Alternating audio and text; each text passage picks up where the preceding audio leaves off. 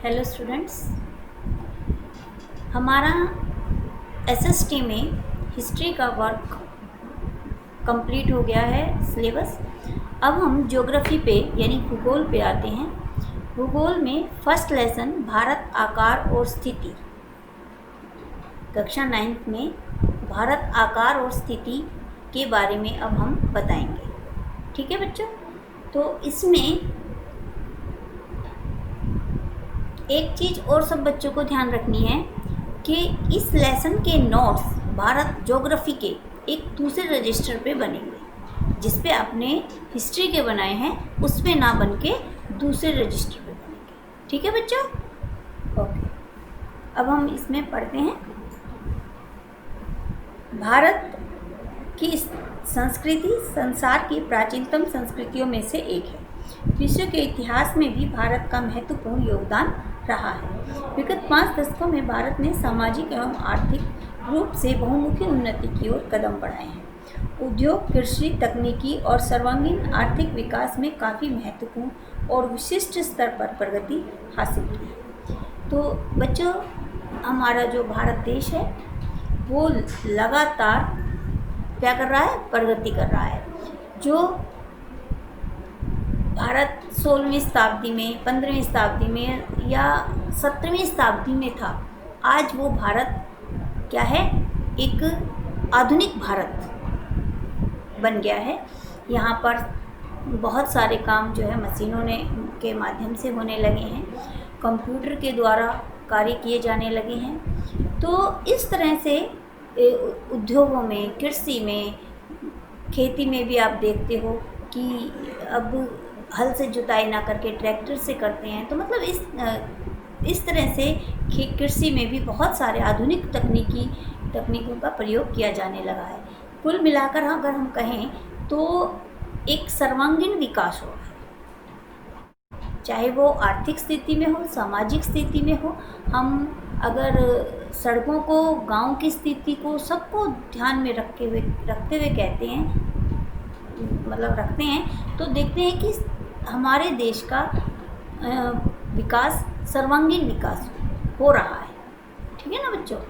अब भारत की स्थिति क्या है? स्थिति मतलब कितना विशाल है, कहाँ से कहाँ तक है, क्या स्थिति है उसकी भौगोलिक स्थिति में, भौगोलिक दृष्टि से। तो इस विषय में हम इसमें आगे पढ़ेंगे। ठीक है। अब ये है स्थिति। भारत उत्तरी गोलार्ध में स्थित एक विशाल देश है। भारत का मुख्य भाग 8.48 डिग्री 4 उत्तर में तथा 37 डिग्री 6 उत्तरी अक्षांश में और 68 डिग्री 7 पूर्व में, 97 डिग्री 25 पूर्व देशांतर तक फैला है।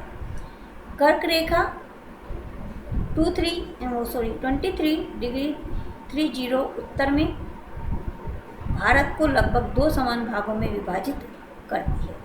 मुख्य भूभाग के दक्षिण पूर्व में अंडमान निकोबार द्वीप समूह, बंगाल की खाड़ी में और दक्षिण पश्चिम में लक्षद्वीप समूह अरब सागर में स्थित है।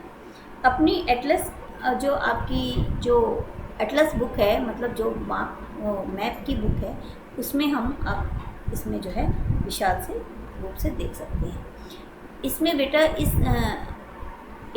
लेसन के बाद हम आपको मतलब इस सब्जेक्ट में हम आपको ज्योग्राफी में यानी मैप के बारे में भी बताएंगे। ठीक है बेटा। तो भारत की जो स्थिति है वो काफ़ी विशाल है। वो पूर्व, पश्चिम, उत्तर, दक्षिण चारों तरफ फैला हुआ है। सबसे बड़ी बात बच्चों भारत की क्या है, कि जब हम विश्व का मैप देखते हैं, ग्लोब तो सब बच्चों ने देखा होगा, जब हम विश्व का मैप देखते हैं तो भारत एक अलग ही रूप दिखाई देता है। भारत अलग से ही दिखाई देता है उस मैप में। ठीक है। तो इस तरह से ये भारत की स्थिति के बारे में हम इसमें जानते हैं। भारत संघ राज्य का सबसे दक्षिण बिंदु, जिसे इंदिरा बिंदु कहते हैं, वर्ष 2004 में आई सुनामी लहरों के कारण समुद्र में जलमग्न हो गया। जो भारत का दक्षिणी बिंदु है, जिसे इंदिरा बिंदु के नाम से जानते हैं, ये बच्चों छोटे क्वेश्चन में आ जाता है कि इंदिरा बिंदु क्या है। समझ आ गई? इंदिरा बिंदु से क्या अभिप्राय है, इस तरह से क्वेश्चन बन जाते हैं ये। तो वो जो है, जब 2004 में आपको पता है सुनामी आई थी। सुनामी में क्या हुआ था बच्चों, समुद्र में अचानक जो है पानी का स्तर बढ़ गया था, जिससे कि सब कुछ जलमग्न हो गया था, तो उसे सुनामी का नाम दिया गया था। तो उस वजह से सुनामी लहर के कारण वो जो है, वो एरिया जो है, जो इंदिरा बिंदु के नाम से जिसे हम जानते हैं, वो जलमग्न हो गया था, मतलब वो जल में विलीन हो गया था। ठीक है। फिर है भारत का आकार। वर्तमान समय में भारत के भूभाग का कुल क्षेत्रफल 32.8 वर्ग किलोमीटर तक फैला हुआ है। भारत का क्षेत्रफल संसार के कुल भौगोलिक क्षेत्रफल का 2.4% है। विश्व में भारत का विश्व में 7वां स्थान है, यानी भारत विश्व का 7वां बड़ा देश है। जो आप मैप में देखते हो, जो विश्व में अन्य देश हैं, उन देशों के अंतर्गत भारत का जो है उसमें 7वां स्थान आता है। जो भारत की भौगोलिक स्थिति है और भारत का क्षेत्रफल है, वो हमने अभी आपको बताया 32.8 वर्ग किलोमीटर है। ठीक है। और जो भौगोलिक क्षेत्रफल है वो 2.4%। इसकी उत्तर से दक्षिण की लंबाई 3055 किलोमीटर तथा पूर्व से पश्चिम की लंबाई 2933 किलोमीटर है। ठीक है। कि ये बच्चों, ये जो चीज़ें हैं, ये भारत के आकार में भी, ये मतलब लघु में भी आ जाता है क्वेश्चन, और हमारा अति लघु में भी आ जाता है कि भारत की स्थिति क्या है, भारत का आकार क्या है। भारत की समुद्री तट रेखा अंडमान निकोबार द्वीप समूह और लक्षद्वीप समूह के साथ 7516.6 किलोमीटर तथा और स्थलीय सीमा रेखा लगभग 15,200 किलोमीटर है। भारत की जो समुद्री तट रेखा है, और वो है अंडमान निकोबार द्वीप समूह और लक्षद्वीप समूह। ठीक है। और जो स्थलीय सीमा है वो लगभग 15,200 वर्ग किलोमीटर है। भारत के उत्तर तथा उत्तर पूर्व पर नवीनतम वलित पर्वत है। एक वलित पर्वत है जो भारत के उत्तर पश्चिम में स्थित है। भारत का दक्षिण का भूभाग उत्तर में चौड़ा है तथा दक्षिण में वो जो है संकरा है, मतलब भीड़ा है, तंग है। में 22 डिग्री उत्तरी अक्षांश से हिंद महासागर की ओर सकरा होता चला जाता है। आपने भारत का मैप बच्चों देखा होगा, है ना? देखा है सभी बच्चों ने।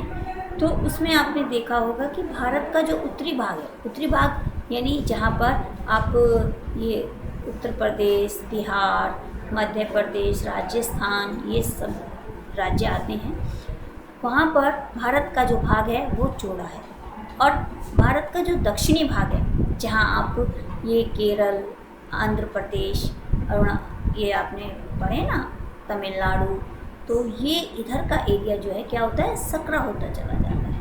जब केरल की तरफ ये जिधर केरल है और तमिलनाडु है, ये सब उधर छोटा होता हुआ चला जाता है। तो यही इसने कहा है कि भारत का जो दक्षिण भूभाग है वो सकरा होता चला जाता है, यानी भीड़ा होता चला जाता है, तंग होता चला जाता है। इसके पूर्व में बंगाल की खाड़ी और पश्चिम में अरब सागर स्थित है। जो भारत का पूर्वी हिस्सा है उसमें बंगाल की खाड़ी है और जो पश्चिम है उसमें अरब सागर है। जो भारत का मैप है, हम आपको ये भारत का मैप अगले इसमें दिखाएंगे। इस लेसन के बाद आपको मैप भी समझाएंगे। अक्षांश एवं देशांतर का विस्तार 30 डिग्री है, लेकिन फिर भी पूर्व पश्चिम का विस्तार उत्तर दक्षिण के विस्तार की तुलना में कम प्रतीत होता है। गुजरात से अरुणाचल प्रदेश के स्थानीय समय में लगभग 2 घंटे का अंतर पाया जाता है। अतः 82 डिग्री 30 पूर्व देशांतर रेखा को भारत का मानक याम्योत्तर माना गया है। यह उत्तर प्रदेश में मिर्ज़ापुर से होके गुजरती है। उत्तर प्रदेश में जो उत्तर प्रदेश राज्य है, उसमें मिर्ज़ापुर नामक जो स्थान है, वहाँ से होके गुजरती है। अक्षांश का प्रभाव दक्षिण की और दिन व रात की अवधि पर पड़ता है। उदाहरण के तौर पर कन्याकुमारी विषुवत रेखा के समीप है और विषुवत रेखा पर दिन रात बराबर होती है, जबकि कश्मीर 35 डिग्री उत्तरी अक्षांश में स्थित है। इसीलिए कश्मीर में ग्रीष्म और शीत ऋतु में दिन और रात बराबर होती है। ग्रीष्म ऋतु में दिन बड़ा होता है और शीत ऋतु में रात बड़ी होती है। तो जो है, ये तो आप मौसम के अकॉर्डिंग, जब गर्मी होती है तो दिन हमारा बड़ा होता है, रातें छोटी होती हैं, और जब सर्दी होती है तो हमारे दिन रात बड़ी हो जाती है और दिन छोटे हो जाते हैं। ठीक है बच्चों, तो आज का हम ये यहीं तक पढ़ाएंगे। इससे आगे हम अगली वीडियो में आपको बताएंगे। धन्यवाद।